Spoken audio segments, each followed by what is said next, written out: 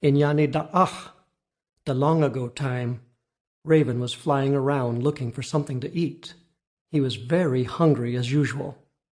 Once, he had even been hungry the day after he finished eating a whale. Some stories are too big to be told all at once, even if they seem small. Largeness of story has nothing to do with the length of each word or of each sentence or with the number of pages, but with the capacity of the heart, which can take only so much. This is such a story.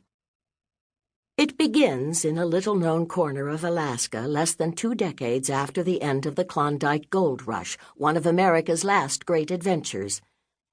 Back then, there stood a small village at the northern edge of a great lake, surrounded on the south side by mountains and fed by a glacier. A fast-running river flows from the far eastern side of the lake.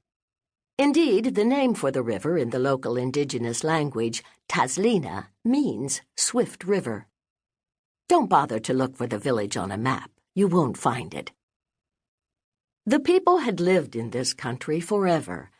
Not forever in the sense that a farming family that has lived on the same farm for generations would use the word, but so long as to give depth and width and the smell of age to the word.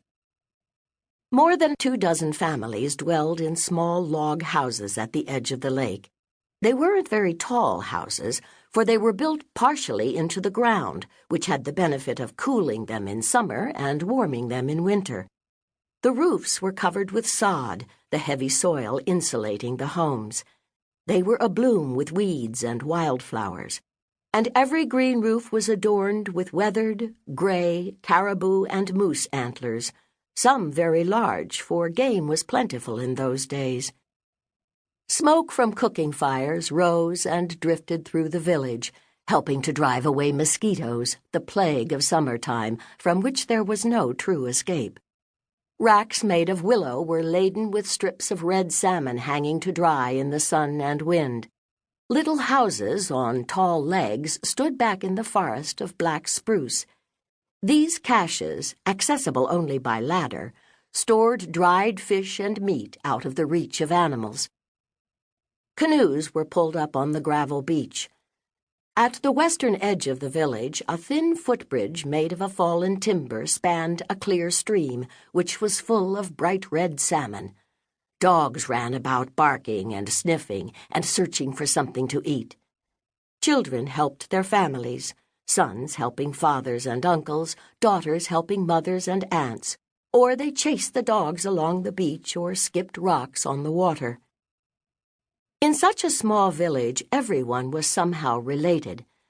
But on such a harsh land, the amity of other villages was important. In time of famine, when the great herds of caribou did not come into the country during winter, that sense of wider community could mean the difference between life and death. Sharing in time of need is paramount in the North, where snow and quiet and darkness rule the land for half a year at a time. It is one of the most essential laws. It was in this village that the story begins. But it does not end there.